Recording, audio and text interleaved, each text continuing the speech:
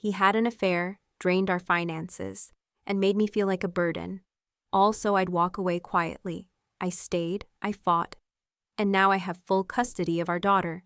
7 years ago, I stood in front of 100 people, looked into Mark's eyes, and promised forever. And for a while, I thought I meant it. We had a good life, at least on the surface. A cozy 2-story home in the suburbs of Northern California, a bright and curious 5-year-old daughter, and a relationship that looked stable enough from the outside. I worked part-time as an accountant for a local firm so I could be home with Ellie after school. Mark was a project manager for a mid-sized construction company. His job was demanding, but it paid well, and it kept our little world running smoothly. We weren't wealthy, but we had stability, routine, predictability, the kind of life that feels safe when you're in it. Our neighbors waved when we pulled into the driveway. We hosted casual backyard barbecues in the summer. Ellie had a swing set in the backyard and a bedroom covered in glow-in-the-dark stars. It wasn't exciting, but it was ours. Mark was charming in the way people love to admire. He had that confident, put-together look, the kind of man who made others say, "You're so lucky to have him." And maybe I believed it for a long time. Maybe I needed to believe it. The changes were so small at first, I didn't even notice. Just a missed text here, a shorter kiss goodbye there. Late nights at the office, weekend site visits that ran over, an increasing number of out-of-town projects. I chalked it up to stress, pressure, maybe even burnout. I reminded myself that this is what building a career looks like, that I had to be supportive.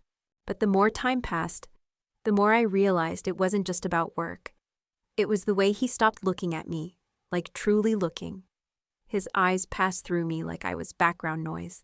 The warmth in his voice disappeared, replaced with short, clipped tones that made me feel like I was always one comment away from setting him off. He used to ask how my day went, even if he was tired. He used to reach for my hand under the dinner table. Now, he barely acknowledged me when he walked in the door. Most nights, he'd grab a quick dinner, mumble something about needing to catch up on emails, and disappear into the den until after I'd gone to bed. I started leaving a plate in the microwave for him, hoping maybe one night he'd come eat next to me again. He never did. I kept telling myself he was just exhausted, that we were in a phase, that life with a child and careers was bound to take a toll on romance. But deep down, something was shifting, and I could feel it. Then came the small remarks, passive-aggressive little jabs wrapped in fake humor. "You've been wearing those leggings for 3 days straight," he'd say with a smirk.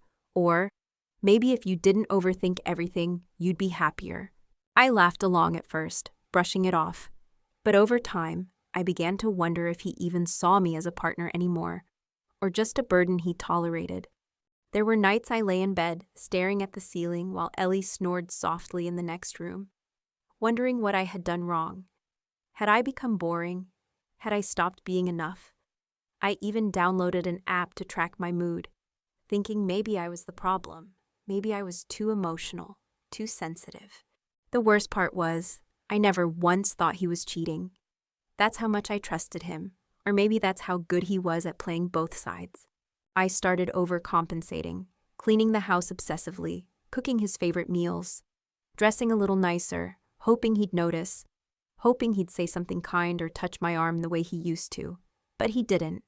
He just stayed distant, cold but controlled. Never yelling, never fighting, just fading. One Sunday, we were in the kitchen making breakfast for Ellie, who was drawing rainbows on the floor with chalk. I asked Mark if he wanted to go on a short family trip, just the 3 of us. He barely looked up from his phone and muttered, "I don't have time for that kind of stuff." That kind of stuff. Like spending time with us was a chore. That night, I stood in the bathroom brushing my teeth and looked at my reflection. I didn't recognize the woman staring back. She looked tired, smaller, like she'd been slowly dimming herself to keep the peace. And for what? Still, I stayed quiet. I kept going. I smiled for Ellie. I nodded through the days. I told myself things would get better, that maybe he just needed time, space, patience. But deep down, I knew something was wrong. And whatever it was already eating away at us, quietly but steadily. I think the first time I truly realized something was wrong, like deeply, deliberately wrong, was when he started criticizing me in front of Ellie. It wasn't subtle anymore. It wasn't passive. One night, I accidentally overcooked the pasta. Nothing major. Ellie still happily ate it. But Mark, he pushed his plate away with a loud clink of the fork and said, "How hard is it to boil water?" Jesus, Ellie, when you grow up, make sure you marry someone who knows how to cook. Ellie giggled nervously. She didn't understand the weight of his words, but I did. I stood there, frozen, holding the serving spoon like it might keep me upright. My cheeks flushed, not from embarrassment, but from the shame that comes when the person who once protected you now publicly tears you down. He became relentless after that. Every small thing was an offense. A glass not in the dishwasher, a forgotten grocery item, a day I didn't do my makeup. He started calling me lazy. "What do you even do all day?" he asked once, while I was folding laundry at midnight after putting Ellie to bed and submitting client reports. Sometimes he'd start a sentence with, "You're lucky I even," and never finish it. Lucky he what? Stayed, didn't hit me, paid the bills. I didn't know, and I was too scared to ask. He stopped contributing to our joint account without telling me. One day my debit card got declined at the grocery store. I checked our banking app, and almost everything had been transferred to his personal account. When I asked him why, he said, "Maybe if you pulled your weight, you'd have your own money." That sentence echoed in my head for days. I did work. I just worked part-time so I could be there for Ellie. That was something we both agreed on, but now he was using it against me. He started locking the door to the den, his office, even when he wasn't in meetings. When I knocked to ask a simple question, he'd bark, "Can't you handle anything on your own?" And if I pushed back at all, even gently, he'd go quiet, ice cold. The kind of silence that wasn't peaceful, it was punishment. Ellie began to notice. She stopped asking if Daddy would join us for dinner. She just set the table for two. One night, she drew a picture at daycare. It was me and her holding hands in the sun, and Daddy was off in a dark corner, behind a wall. When I asked her about it, she said, "Daddy doesn't like our house anymore." That night, I cried in the shower with the water running loud enough to drown it out. Not because I didn't see this coming, but because I did. And I still wasn't ready to admit it. I started questioning everything. Maybe I was too sensitive. Maybe I wasn't enough. Maybe if I worked harder, smiled more, kept the house cleaner, did more for him, he'd come back. But nothing changed. He stopped sleeping in the guest room and started crashing on the living room couch. Left the bedroom door wide open like a statement. Some nights, I caught him watching videos on his phone at 3 a.m., laughing softly to himself. But not with me. Never with me. He began suggesting I should get out more or go find something else to do with my time. Once, he said, "You should really think about what you bring to this marriage, because right now, I don't see it." I don't know if he meant it to hurt, or if he just didn't care anymore. And the worst part? I began to believe him. I started spiraling. My appetite disappeared. I lost weight. I couldn't sleep. I stopped replying to friends. I started walking on eggshells around my own husband in my own home. Not because he was violent, but because I never knew what version of him I was going to get. The indifferent one, the cold one, the mocking one. The silence became louder than any scream I'd ever heard. But I couldn't leave. Not because I didn't want to. Not because I didn't know what was happening, but because of Ellie. I looked at her every morning, her wild curls, her sleepy little smile, and I thought, how can I blow up her world just because mine is collapsing? So I stayed. I kept trying. I got up every morning and packed her lunch and brushed her hair and held it together. For her. Because deep down, I still believed, hoped, that this was just a phase. That I wasn't being erased on purpose. That maybe, just maybe, if I kept holding on, he'd come back. It happened on a Tuesday. He'd left his phone on the kitchen counter, something he never did. I wasn't even trying to snoop. I was making Ellie's lunch, same as always, when the screen lit up with a message preview. She's still not budging. Maybe it's time to push harder. I'm tired of waiting. His assistant. I froze. My hand hovered over the lunchbox. The air shifted around me. My heart didn't race. it sank. Heavy, cold, not panic, just confirmation. For a second, I stood there, staring at the message like it was in another language. Then I picked up the phone, hands shaking, and opened the thread. I scrolled and scrolled, and my breath got smaller with each swipe. There they were, dozens of messages. Flirty at first, then intimate, then strategic. They weren't just having an affair. They were planning how to get me out, how to wear me down, how to make me ask for the divorce so he could walk away clean. Keep the house, keep the savings, keep his precious image intact. She's emotionally unstable lately. I think she's close. If we keep the pressure, she'll break. It's just a matter of time. I'll talk to the lawyer this week. No assets split if she walks away first. I sat down on the floor. The room spun. Ellie's cartoon played in the background, cheerful and oblivious. He wasn't tired. He wasn't stressed. He was calculating. Everything made sense now. The coldness, the silence, the manipulation. The way he chipped at me bit by bit, gaslighting me into thinking I was the problem. The way he pulled money out made me feel small, incompetent, unwanted. It had all been a strategy. And the most painful part? It was working. I closed the messages, placed the phone back exactly where I found it, and went back to slicing strawberries like nothing had happened. My hands were steady now, but my heart wasn't. That night, after Ellie went to bed, I sat at the edge of our bed and asked him quietly, "Is there something you want to tell me?" He looked at me like I was a stranger. "What are you talking about?" "Your phone," I said. The messages." He didn't flinch. He didn't apologize. He didn't deny. He sighed, like I was exhausting, and said, "So you went through my phone." That's what he focused on. Not the betrayal, not the affair. The invasion of his privacy. I didn't scream. I didn't cry. I didn't beg for answers. I just looked at him, really looked, and realized something I hadn't been willing to accept until now. He left me a long time ago. He just hadn't moved out yet. "You want me gone," I said. It wasn't a question. He looked at me for a long time. "Look, I think we both know this isn't working anymore." My stomach twisted. He couldn't even say it directly, couldn't own up to what he'd done. Instead, he framed it like a mutual failure, like a fade-out instead of a demolition.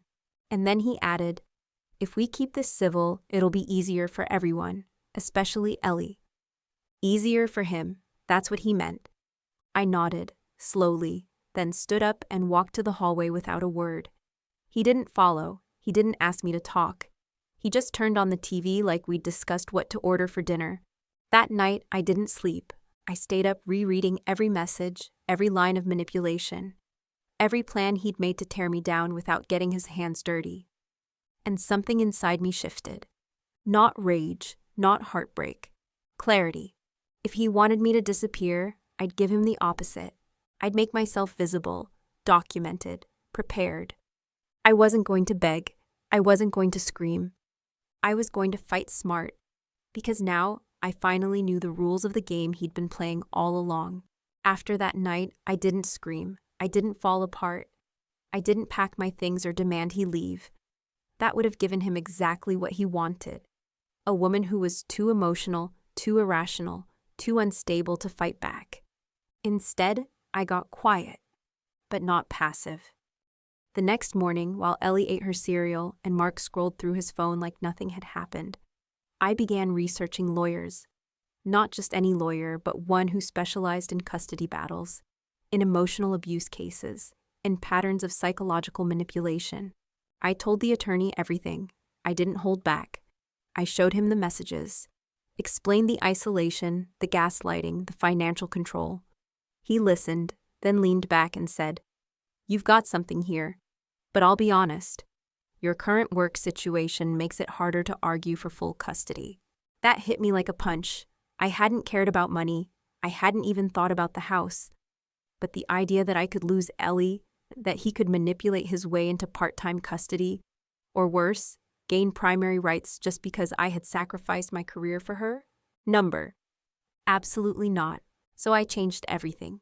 I applied for full-time jobs, took on extra contract work, rearranged my schedule so I could pick Ellie up from school and still hit every deadline. I saw a therapist, not just for my sanity, but for documentation. I started keeping a journal, recording every interaction, every belittling comment, every missed dinner, every night he slept through her cries after a nightmare. I began to rebuild my life in silence, brick by brick. And he didn't even notice. Maybe he thought I'd given up, that I'd accepted defeat. He stopped talking about divorce altogether, as if once I didn't walk away, he didn't need to push anymore. But I had already started walking, just not in the direction he expected. 4 months later, I filed. He came home to the papers sitting neatly on the kitchen table, next to his favorite coffee mug. I was at work, I'd made sure of that. When I came home, he was sitting on the couch, holding the envelope, face blank. "You're really doing this?" he asked. "I am." He exhaled, like someone who'd finally won. "Fine, let's keep it simple. You can take the car. I'll keep the house." I shook my head. "I'm not here for the house." He looked confused. "Then what do you want?" "My daughter." He laughed. Actually laughed. "You work part-time. I have a stable income. No court's going to give you full custody." That's when I handed him a copy of my new employment contract. Full-time, health insurance, benefits. And then I handed him a file, full of screenshots, call logs, photos, therapist letters, daycare drawings, and that one damning message from his phone. The laugh died in his throat. "I'm not asking to take her away," I said calmly. "I'm asking to protect her from a father who thought he could emotionally break her mother into disappearing." He didn't respond. We went to court, and I sat there, steady, composed, backed by months of evidence and the quiet, relentless effort of a mother who refused to be erased. I didn't fight for money. I didn't care about the house, the accounts, the retirement plan. I asked for one thing: full legal and physical custody of Ellie, with structured visitation for him, provided he showed up consistently and stayed in therapy. The judge listened. He looked at my documentation, at my income, at my counselor's letters, at Ellie's school records, and the note her teacher wrote about how she always talks about how mommy makes her feel safe. In the end, I walked out of that courtroom with full custody, not because I yelled, not because I made a scene, but because I stayed. I prepared. I refused to vanish. He moved out 3 weeks later. Mai disappeared, whether by choice or because her role in the whole thing came to light at his company, I'll never know. Or care. Ellie and I stayed. We made a new version of home. I still cook dinner every night, even if it's just pasta. She still draws rainbows. And I still tuck her in, kiss her forehead and whisper, "You are safe. You are loved. You are mine." He wanted me to leave with nothing. Instead, I left with everything that mattered.